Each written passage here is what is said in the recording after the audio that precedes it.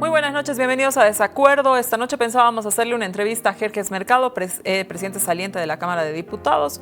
Lo invitamos con varios días de anticipación, nos aceptó, pero súbitamente a través de su asistente nos hizo conocer hace un par de horas atrás que no vendría. Sacamos publicidad en ese sentido y lo esperábamos en esta reunión.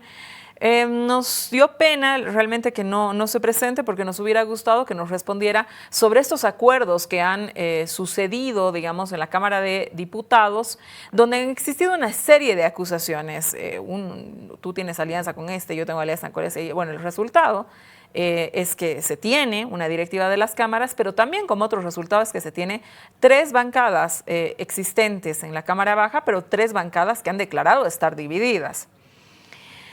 No se presentó el señor Mercado, pero eso no es un impedimento para que hablemos de este tema, ¿no? Y de otras novedades políticas que han sucedido en la semana. Hemos invitado a 3 analistas muy interesantes y bien informados y haremos una mirada externa de lo que ha sucedido en la Asamblea. Primero, sobre estos acuerdos, por supuesto, de cómo se han conformado las directivas parlamentarias, qué implican estos acuerdos para la situación general del Parlamento, qué significa operativamente el hecho de que las 3 bancadas estén divididas. Está dividida la bancada del MAS, está dividida la bancada de Comunidad Ciudadana, está dividida la bancada de Creemos. Esto operativamente, ¿en qué resulta?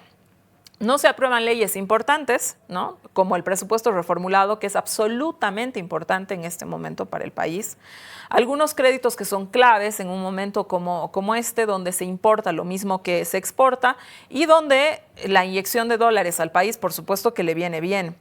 Algo de lo que no se habla mucho, pero no es menos importante, ¿no es cierto?, es que el mal funcionamiento del Parlamento ha impedido que salga la ley de elecciones judiciales. El 31 de diciembre se cumple el mandato de las autoridades de ese poder, y si no se resuelve este tema en las próximas semanas, pues lo que va a suceder después del 31 de diciembre es una suerte de vacío de poder.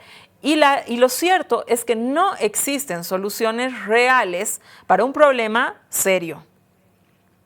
El segundo tema del que vamos a hablar es qué ha pasado con el tema de la OCAEñe. El Tribunal Electoral ha decidido dejar sin efecto el Congreso sucedido el 3 y 4 de octubre. Y por supuesto esta decisión del tribunal ha tenido también efecto en la elección de las cámaras. Un tercer tema del que vamos a hablar esta noche también es la ruptura de las relaciones diplomáticas entre Bolivia y el Estado de Israel a causa de la cruel ofensiva que este país está ejecutando en la Franja de Gaza, Palestina. Quédese con nosotros. Lo anunciaba, 3 invitados especiales con nosotros esta noche. Julio Peñalosa Brete, el periodista. Hola, Susana, buenas noches. Con nosotros nos acompañan por Zoom Luciana Jauregui, socióloga. Luciana, buenas noches. Buenas noches, Susana, gracias por la invitación y un saludo a tu audiencia. Wim Kamerbeek, politólogo. Wim, bienvenido, buenas noches. Buenas noches, Susana, gracias por la invitación de nuevo y saludo a los panelistas también. Wim, quiero empezar contigo. Tú conoces los pormenores porque has estado muy cerca de la Asamblea Legislativa. Cuéntanos qué pasó en la elección de la directiva de diputados, quiénes son los candidatos, qué dice la ley, a quién le corresponde la presidencia, cómo se eligen, ¿no?, las candidaturas, cómo afecta la división no solamente del MAS, sino también de Comunidad Ciudadana y de Creemos en el momento de la elección. Se presentan planchas que incluyen oficialistas y opositores. Esto puede resultar extraño. Quisiera que de forma didáctica nos des un panorama completo de cómo se realiza la elección en la Cámara Baja. Bueno, muy didácticamente, básicamente todo parte de una convocatoria, ¿no? Como sabemos, esto basa en lo siguiente, de que la primera mayoría, es decir, el MAS, vendría a ocupar, digamos, bajo normales circunstancias la presidencia. Y ya hay cupos, digamos, preestablecidos para las, digamos, mayorías o minorías que le siguen al MAS en términos de votación, que vienen a ser Comunidad Ciudadana y Creemos. Como has visto seguramente, el presidente de la Cámara de Diputados es el señor Israel Guaitari. La vicepresidencia está, por ejemplo, Luisa Nayer, que viene de ser de Comunidad Ciudadana. También hay otra persona que está de Comunidad Ciudadana, que es el señor Maldonado. y después ya nos encontramos, por ejemplo, con María Eugenia Álvarez en una de las secretarías. Es importante que tomemos en cuenta lo siguiente, que cuando se llega a la votación, todos son libres de presentar las planchas que correspondan a los puestos que correspondan. Obviamente esto tiene que pasar por un proceso de votación y lógicamente aquí vienen los, digamos, acuerdos, ¿no? De los que tanto algunos se han quejado en los últimos días. Lógicamente son jornadas agitadas porque hay intereses de por medio. También están, por ejemplo, las elecciones a comisiones, comités, que también tienen ciertos cupos, ¿no? Mientras, por ejemplo, el MAS puede encargarse, por ejemplo, de la Comisión de Planificación en la Cámara de Diputados, que es sumamente importante. Comunidad Ciudadana también, por ejemplo, tiene a la Comisión de Autonomías, ¿no? Por nombrar un ejemplo. Y bueno, eso también va repartiéndose en función a la composición de la Cámara, es decir, en esta función de mayorías y minorías, que es básicamente el juego de la política boliviana. Eh, Ahora, creo que es importante que, como bien apuntabas, tomemos en cuenta que creo que la política boliviana, lejos de las muchas críticas que recibe la Asamblea Legislativa, o mejor dicho, la Cámara de Diputados, está pasando por un momento que no estamos comprendiendo a cabalidad. Y creo que tiene que ver con esta ruptura, digamos, del orden hegemónico, por así decir. El MAS ha gobernado por muchísimos años con más del 50+1 en la Cámara, lo que tenía sus implicancias. Hoy creo que ese no es más el panorama, tú bien lo apuntabas, Susana, hay una división en el MAS, como también en Comunidad Ciudadana y Creemos, y creo que ya hablar a esas alturas de polarización en Bolivia, o al menos en la Cámara, como digamos fotografía de lo que pasa en Bolivia, creo que ya es caduco, ya no podemos hablar de polarización, el sistema de partidos está cambiando de un partido hegemónico a una fragmentación del sistema de partidos en el que ves incluso opciones muy diversas, como ves las peleas, por ejemplo, en Creemos tienen que ver con, algunos dicen pegas, otros según otros tienen que ver con la predominancia de ciertas figuras dentro del partido, en Comunidad Ciudadana tiene que ver con transfugios, se dice según otras personas, y en el MAS, como sabemos, creo que ya es muy conocido, la pugna tiene que ver básicamente con, bueno, por el poder. Entonces creo que tenemos que atender a esos elementos, ¿no? De decir que la Cámara de Diputados creo que es la mejor fotografía de lo que está pasando en Bolivia y del momento en el que estamos ingresando, que ya no es el mismo de hace unos años, sino que estamos atendiendo, creo, una fragmentación del sistema de partidos con, bueno, consecuencias que seguramente vamos a verlas a partir del 2024 con las elecciones primarias. Win, a ver, ¿por qué hay tanto descontento en la bancada de Comunidad Ciudadana respecto a que se haya elegido a Luisa Nayar? Hay algunos que salen y dicen, se ha respetado por fin los votos, nuestra plancha, lo que nosotros habíamos elegido en nuestra bancada. Sin embargo, cuando uno le da seguimiento a las alocuciones de los miembros de Comunidad Ciudadana en el proceso de votación, señalan que esa no era la plancha que realmente a la que iban a respaldar. Luego sale un diputado, dice que eso representaba una suerte de la muestra de que existe un acuerdo de Comunidad Ciudadana con una de las alas del movimiento al socialismo. Luisa Nayar, precisamente, es la vicepresidenta, la segunda vicepresidenta de la Cámara de Diputados, y ella en muchas ocasiones y en muchas alocuciones públicas señaló que nunca iba a tener un diálogo con el movimiento al socialismo, que dialogar con el movimiento al socialismo era una forma de empañarse, es decir, es una retórica absolutamente radical, ¿no es cierto? Pero hoy, digamos, tiene acusaciones en la espalda de parte de su partido que le dicen, bueno, señora Luisa Nayar, usted ha hecho un acuerdo, un pacto con el movimiento al socialismo, no me queda muy claro con qué alas, porque realmente las denuncias salen de todo lado, no tenía acuerdo con la levista, no tenía acuerdo con... No. Lo mismo pasa con Creemos, ¿no? Es decir, unos que se declaran seguidores de Camacho, otros que se declaran o que se dice detrás de pasillos, ¿no? La prensa lo señala así, que están detrás de Gutiérrez, me parece, ¿no es cierto? Entonces, y ellos exactamente lo mismo, que unos estarían en un acuerdo con el alarcista, otros estarían en un acuerdo con y ambos se acusan, ¿no? Es decir, no, yo no soy el que tiene ningún acuerdo con nadie, no, es aquel, ¿no? Entonces, a ver, es interesante aquello que tú dices de entender que estamos ante un sistema de partidos políticos que se ha atomizado, ¿no es cierto? Pero, ¿por qué ves tanto descontento en las filas de las bancadas?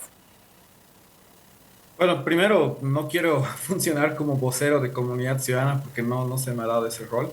Entonces, las cosas que diga no son la versión oficial de Comunidad Ciudadana. Sin embargo, eso sí, creo que es necesario aclarar que la decisión de que Luis Anaya o cualquier otra persona que se haya presentado por las planchas oficiales de Comunidad Ciudadana ha pasado por una decisión anterior, es decir, elecciones internas en Comunidad Ciudadana previa justamente a esas elecciones en la Cámara. Y en esas elecciones internas ha asistido un buen número, con la excepción obviamente de aquellos a los que se había expulsado en días anteriores a esta elección, ¿no? Que tiene que ver con 8 diputados, creo que la mayoría suplentes, pero también algunos otros que no habrían asistido por distintos motivos. Es decir, que la mayoría de los diputados por Comunidad Ciudadana decidieron que Luis Anaya vaya a ese puesto, ¿no? A esa representación.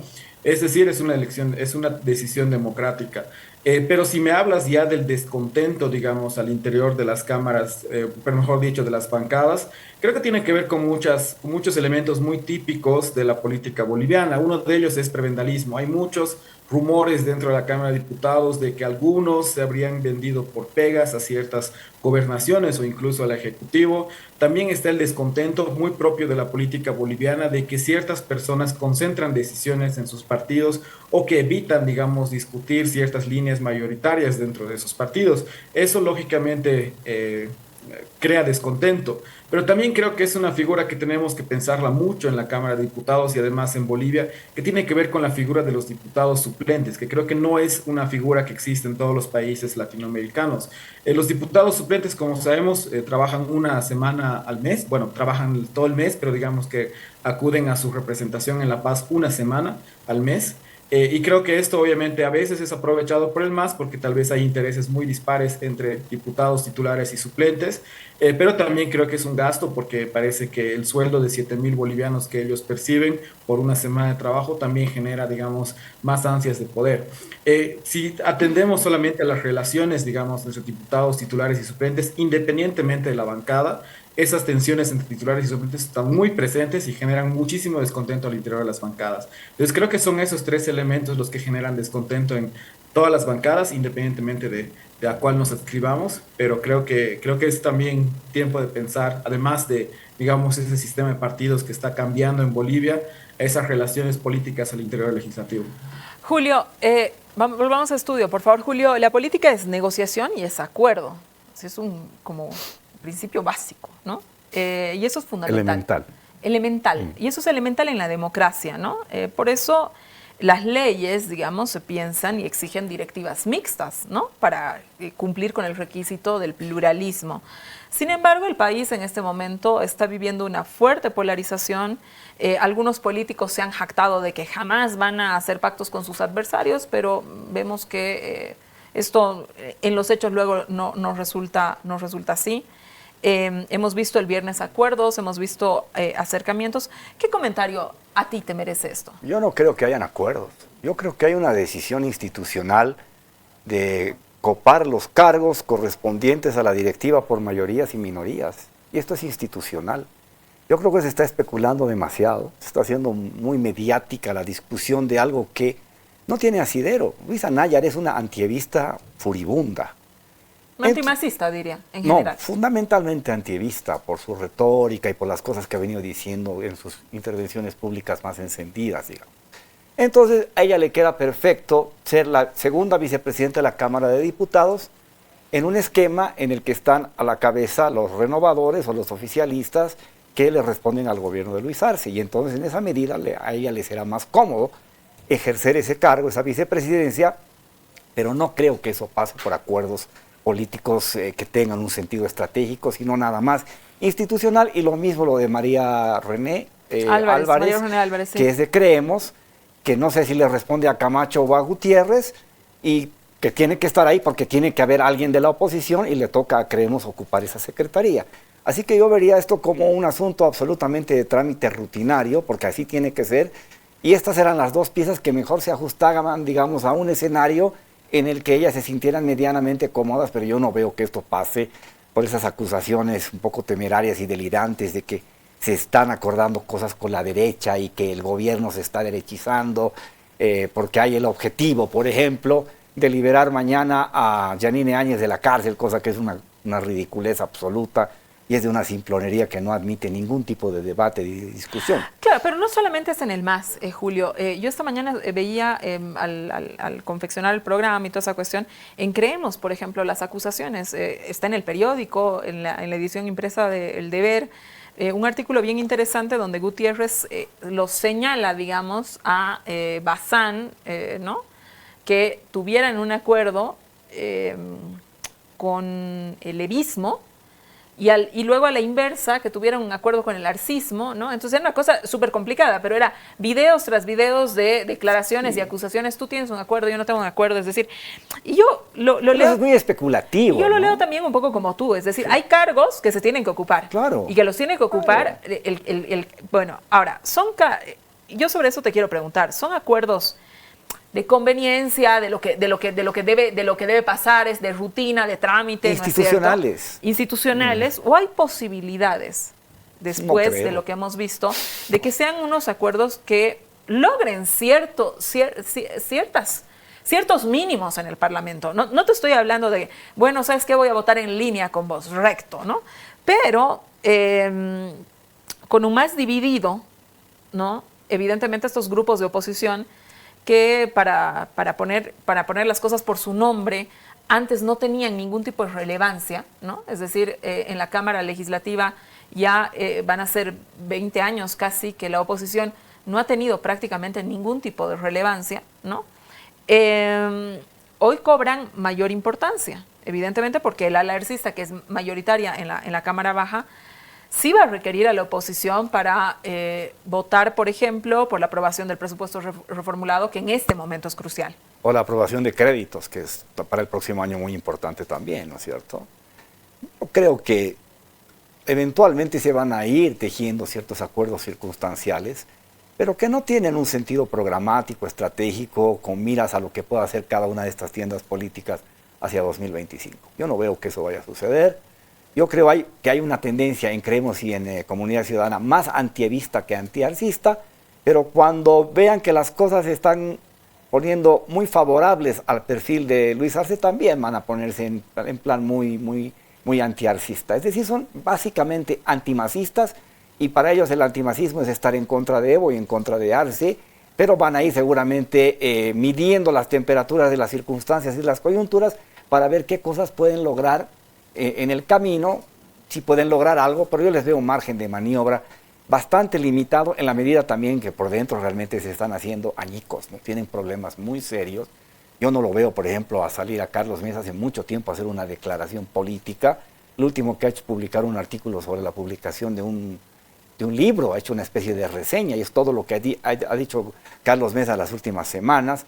Camacho está contento con el nacimiento de su cuarto hijo, tercero, no sé, y esa es la última declaración pública que le conocemos, así que los veo realmente en una situación bastante complicada, ¿no? O sea, internamente están tan complicados que no les veo ni cabeza ni capacidad para sentarse a negociar una línea estratégica que vaya a encarar la relación con la bancada mayoritaria del MAS en diputados, y que probablemente vaya a suceder algo muy parecido mañana en el Senado, ¿no? Yo tengo la sensación de que Andrónico Rodríguez va a dejar de ser el presidente de la Cámara de Senadores. Estoy arriesgando el criterio o la lectura.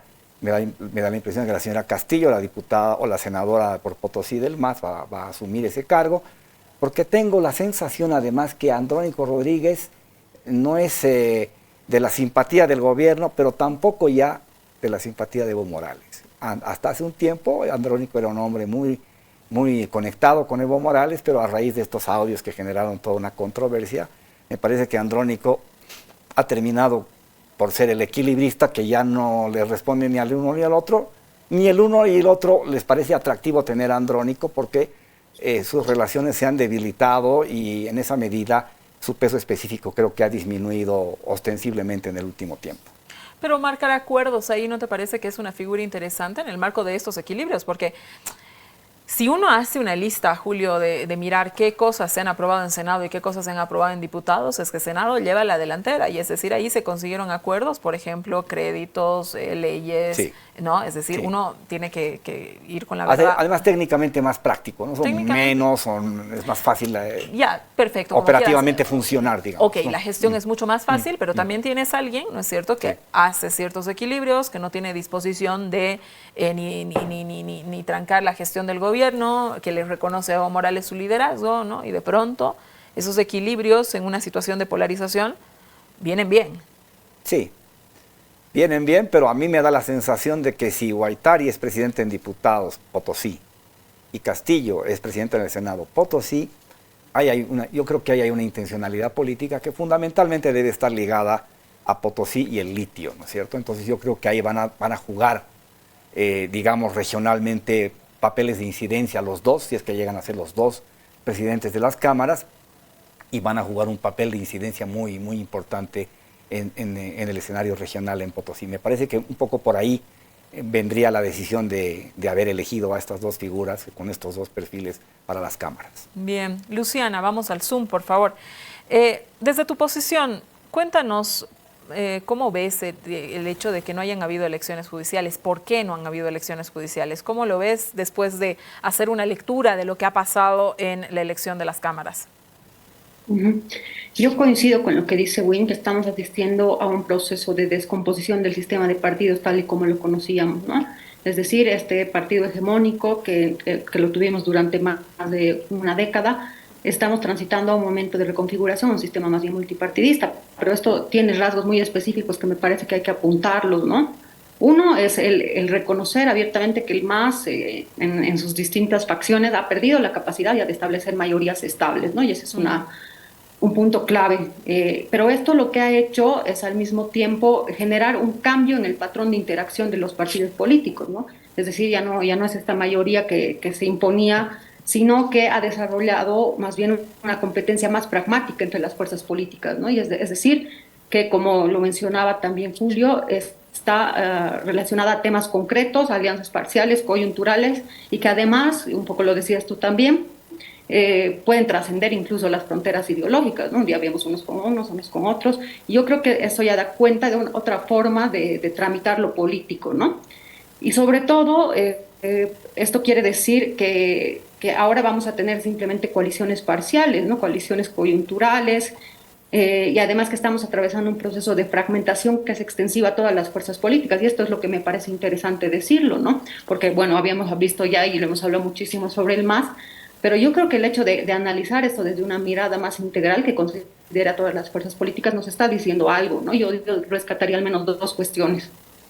Una es que hay un vaciamiento programático en todas las fuerzas políticas que hace de por sí que la política se desarrolle solamente en base a una lógica instrumental e incentivos selectivos, ¿no?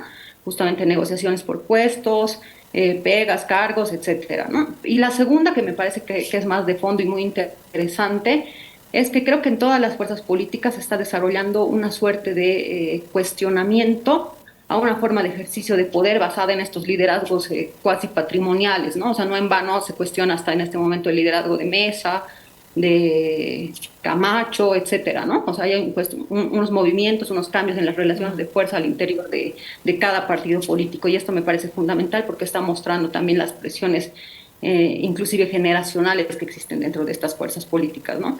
Pero también nos muestra que hay una suerte de vacancias de liderazgos, ¿no? Que están empezando a emerger, a presionar también por ocupar sus propias posiciones, ¿no?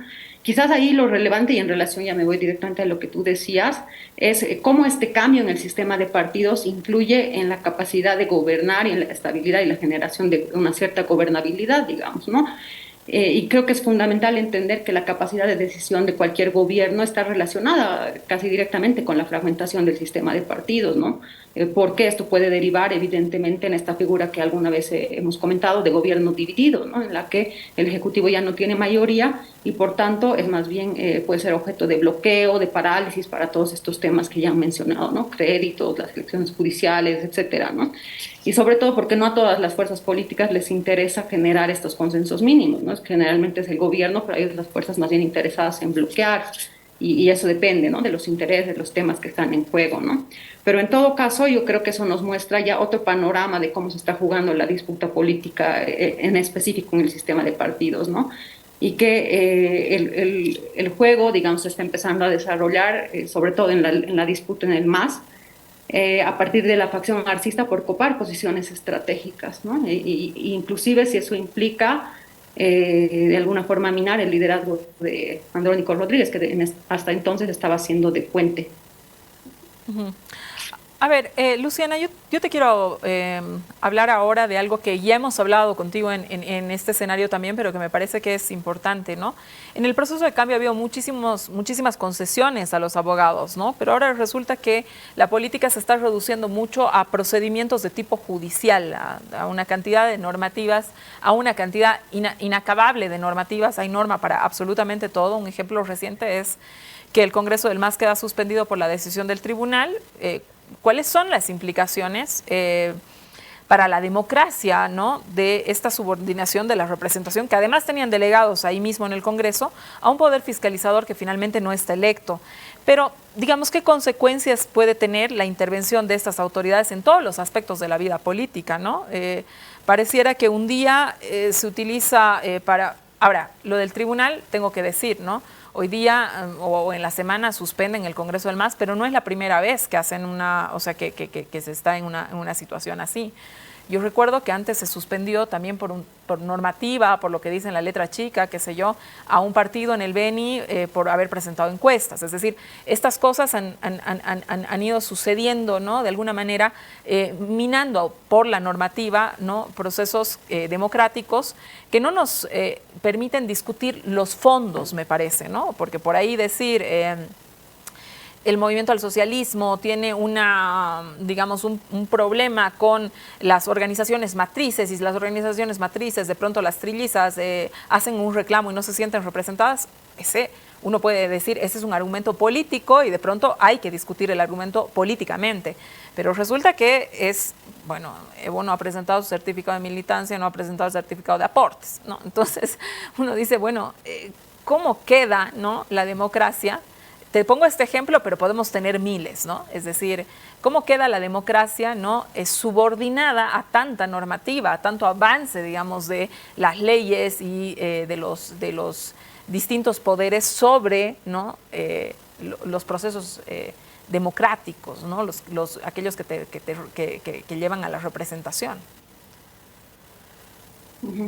Sí, yo creo que lo que hemos estado viendo en este tiempo es que precisamente la lucha entre facciones, sobre todo en el MAS, se está desarrollando en múltiples niveles, ¿no? Uno, por supuesto, el más reciente ha sido en la base del movimiento al socialismo, en las organizaciones sociales, y hemos visto esta comparación entre el Cabildo, el Congreso de la OCAEña, etcétera. Pero sí, justamente lo interesante es que ahora hemos pasado a otros terrenos de disputa política que tienen que ver justamente con un cierto uso instrumental de la justicia, ¿no? Y seguramente vamos a ver esto en relación justo al Congreso de la OCAEña y su viabilidad, que seguramente se va a impugnar al Tribunal Supremo Electoral, luego será al Tribunal Constitucional, etcétera, ¿no?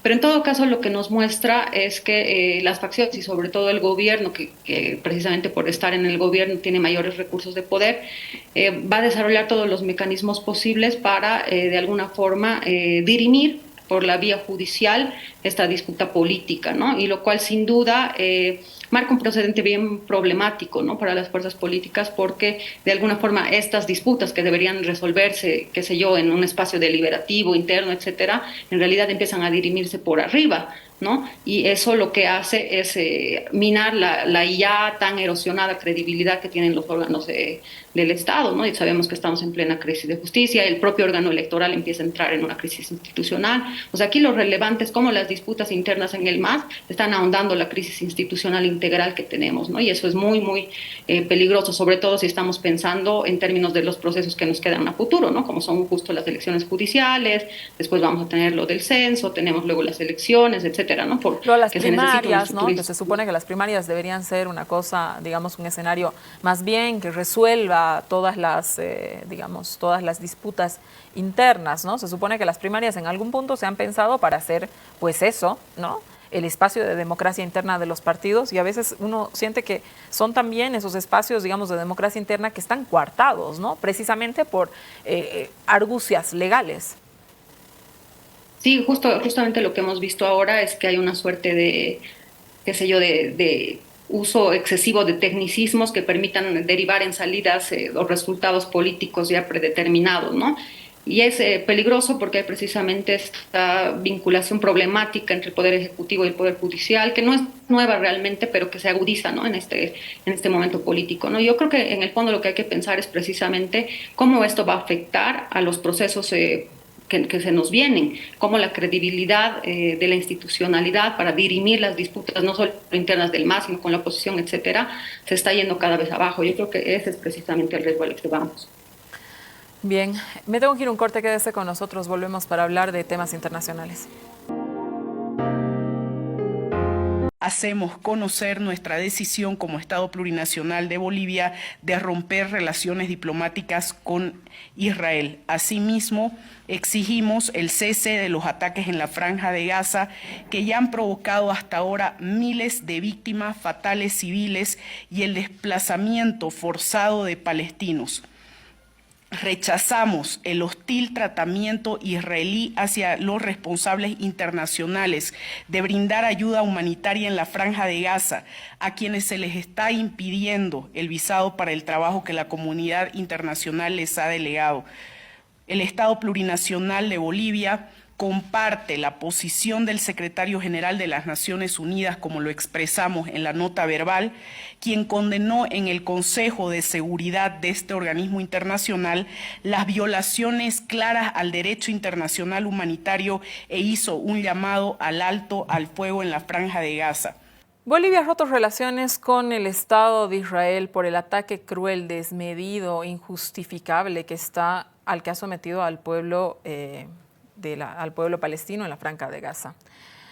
Julio, ¿qué opinas sobre la ruptura de las relaciones diplomáticas instruida por el presidente Luis Arce y el gobierno de Bolivia? No tiene gran incidencia internacional en la medida en que Bolivia no gravita en ese escenario de discusión planetaria, digamos. Pero sí tiene una significación importante para nosotros porque está claro que un gobierno como el de Luis Arce no puede tener relaciones con un genocida, ¿no? Al que además es alentado por los Estados Unidos.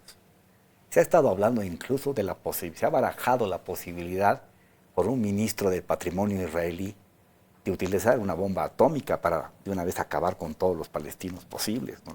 Todo Gaza. Es decir, 10.000 muertos, 4.000 niños de un lado y del otro.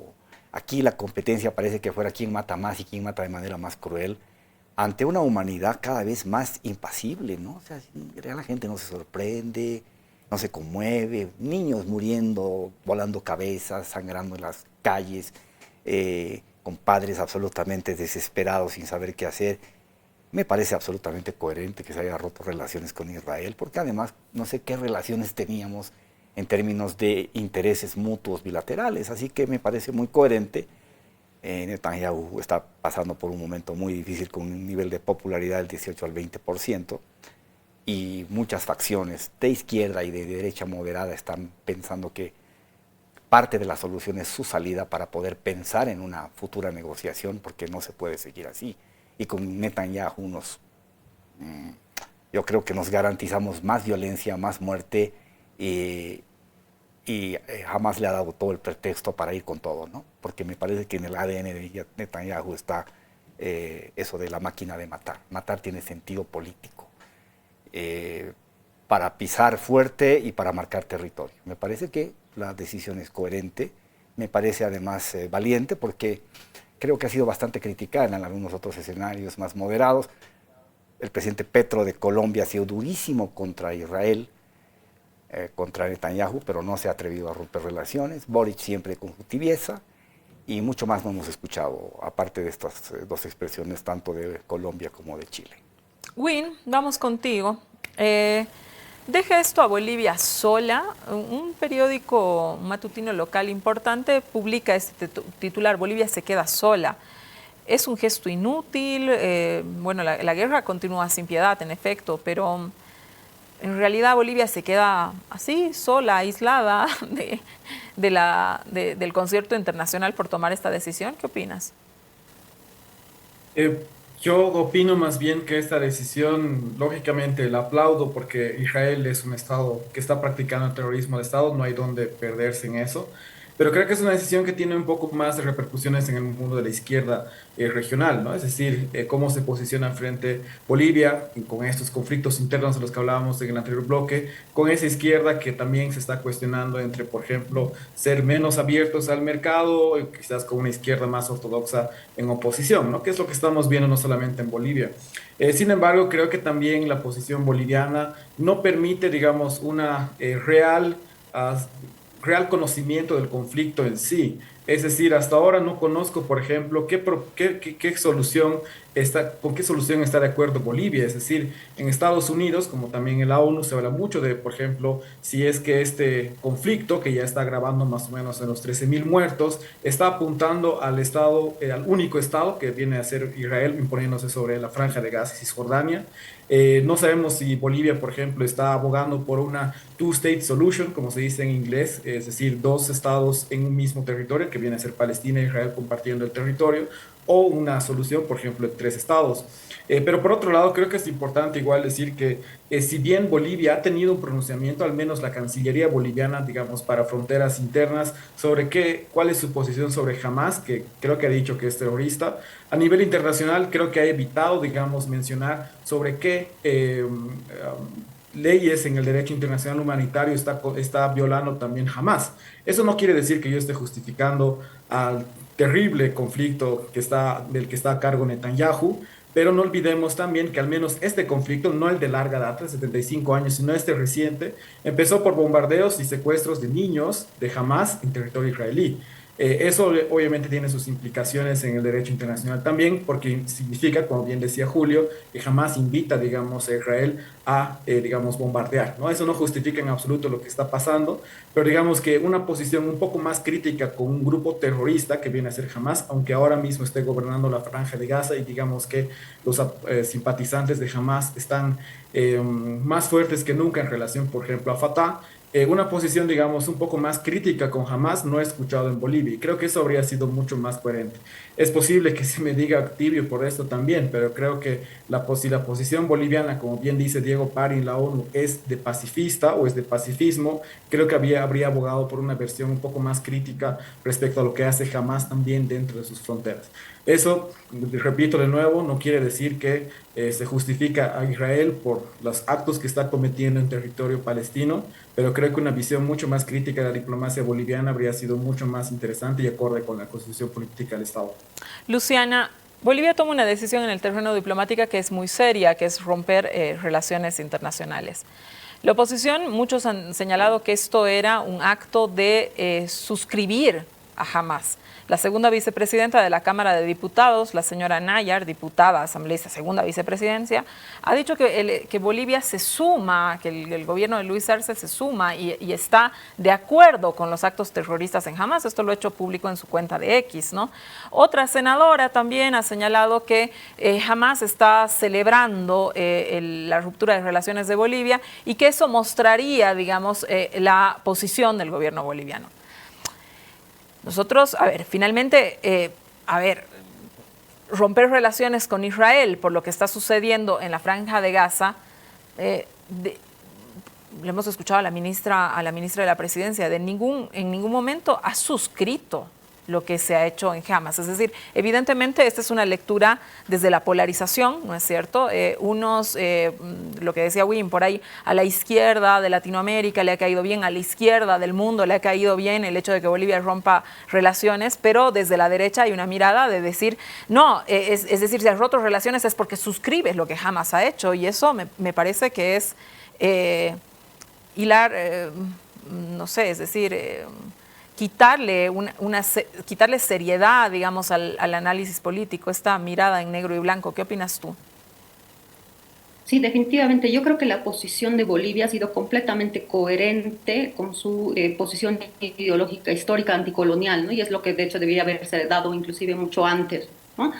Y sobre todo a mí lo que me interesa es que a partir de estos discursos de las derechas, no solo de acá, sino de todo el mundo, lo que se trata de imponer más bien es una narrativa, ¿no? Estos marcos de guerra que diría Judith Butler, en la que se trata de homologar a Hamas con Palestina, por un lado, ¿no? Para crear una asimilación en la que si estás a favor de Palestina, estás por tanto a favor también de Hamas, por un lado. Segundo, hay un dispositivo ahí de una suerte de deshumanización del otro, ¿no? Es decir, esto de que solamente las vidas que han sido arrebatadas por las acciones de Hamas son las que valen, mientras tanto los otros, ya hemos escuchado en palabras de varios, son animales humanos, ¿no? Que es este proceso de deshumanización, de que unas vidas sí merecen la pena vivir y otras simplemente no valen, ¿no? Que es un discurso que se ha instalado mucho inclusive en Bolivia, ¿no?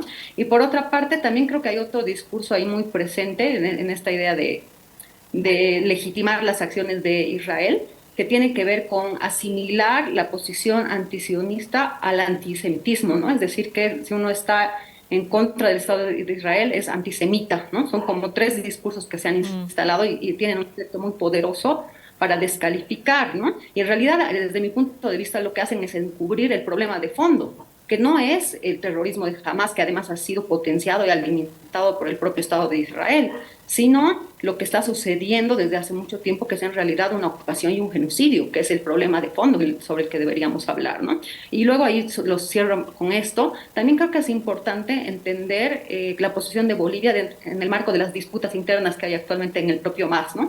Es decir, tiene efectos hacia afuera en términos de generar ciertos alineamientos más simbólicos que efectivos, pero finalmente es una voz desde el sur global de poner una posición crítica, por un lado, pero también a nivel interno, ¿no? No hay que olvidar que la facción evista ha estado durante el último tiempo cuestionando al gobierno por haber realizado comunicados tibios, etcétera, ¿no? Entonces también se debe esa presión social, pero en todo caso a mí me parece una posición completamente coherente con el respeto a la vida y la defensa del pueblo palestino.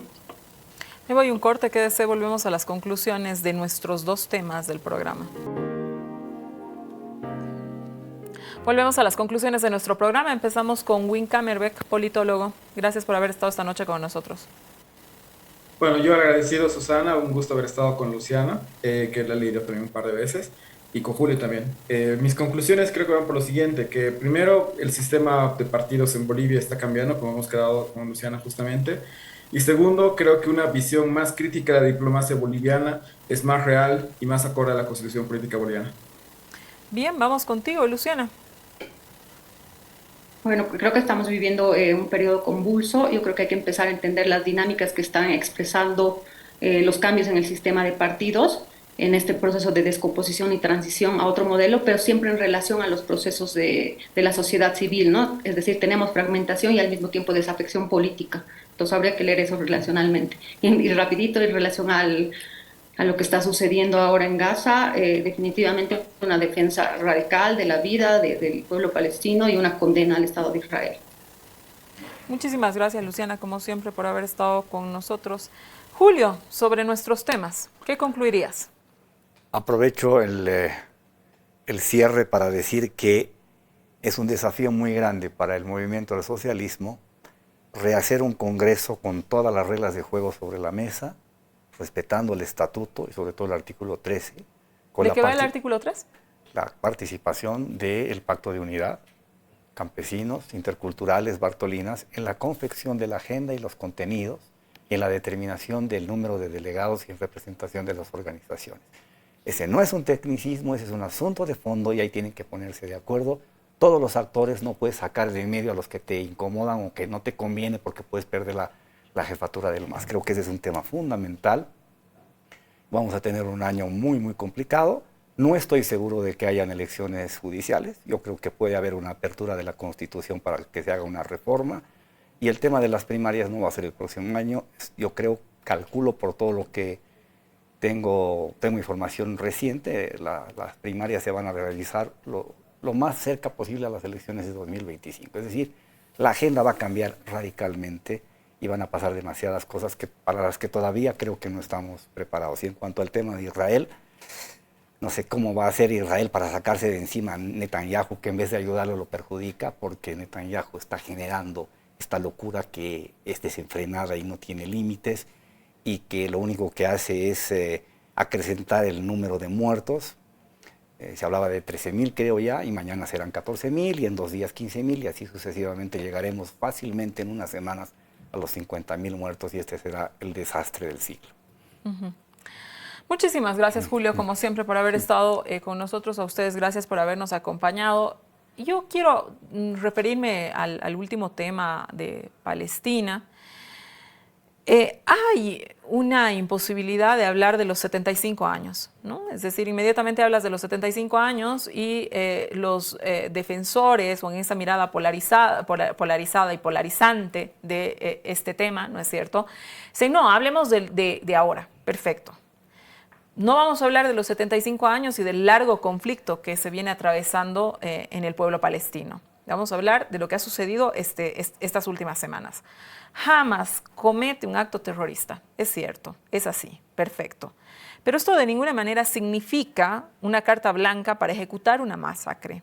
Netanyahu y su gobierno están cometiendo una masacre, están cometiendo un genocidio en contra del pueblo palestino. Hay reportes diarios en la televisión israelí y el Ministerio de Salud palestino sobre las bajas y los números son coincidentes. Israel a todas las bajas les llama terroristas. Resulta que estos terroristas, en un 40%, son niños de 1 a 13 años. Hoy sale una noticia espeluznante en el periódico El País. Save the Children calcula que en la Franja de Gaza un niño muere de manera cruel cada 10 minutos. La comunidad internacional debe parar este crimen, debe parar esta barbarie, debe parar a Netanyahu, porque este episodio evidentemente en un tiempo, ya lo estamos mirando como un horror. En un tiempo, como dice Julio, estaremos hablando de el horror más grande de este siglo, sin duda alguna. Así como hablamos del horror más grande del siglo XX, el Holocausto. Así como miramos el Holocausto con horror, estamos mirando con horror lo que es hoy día el gobierno israelí está haciendo sobre el pueblo palestino, sobre niños. Está matando niños cada 10 minutos. El 40% de los terroristas a los que se ha dado de baja son niños de 1 a 13 años. Gracias por haberme acompañado esta noche conmigo hasta el siguiente domingo. Quédese en la programación de RTP en Bolivia y en la programación de Canal Red en España. Muy buenas noches.